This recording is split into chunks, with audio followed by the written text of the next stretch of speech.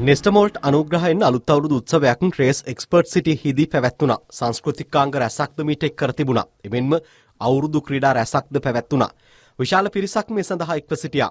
gamer.lk හි අධ්‍යක්ෂ විකුම් ජයසේකර මහතා මෙහිදී ප්‍රකාශ කළේ නිර්මාණශීලී හා නව පරපුරට වඩාත් අදාළ වන ආකාරයෙන් අලුත් අවුරුදු උත්සවය සංවිධානය කළ බවයි.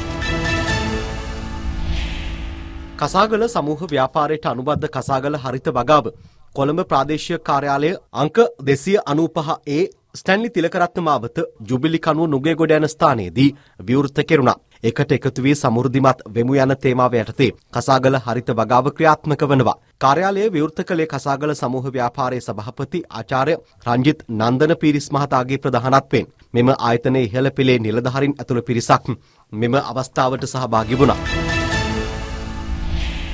සිලෝන් ග්‍රීන් ලයිෆ් ආයතනය පුරන් කුඹුරු අස්වැද්දීමේ ව්‍යාපෘතිය තලාව වරාගොඩ ගම්මානයෙන් ආරම්භ කළා. අස්වැද්දමු තලාව කෙත්මංගල්‍ය යනුවෙනුයි මෙය නම් කර තිබුණේ. වරාගොඩ ගම්මානයේ පුරන් කුඹුරු අක්කර දහස්යක් මෙසේ වගා කෙරුණා. සිලෝන් ග්‍රීන් ලයිෆ් ප්ලාන්ටේෂන් ආයතනයේ නිර්මාතෘ ආචාර්ය මාලන් ෆ්‍රැන්සිස් පීටර්සේ මහතාගේ අදහසකට අනුව මෙම කටයුතු ක්‍රියාත්මක වනවා. මෙම ආයතනයේ සමූහ අධ්‍යක්ෂිකා ඉරේෂා නිමන්තිකා විජේසිංහ ඇතුළු කිහිප දෙනෙකු මෙම අවස්ථාවට එක්ව සිටියා.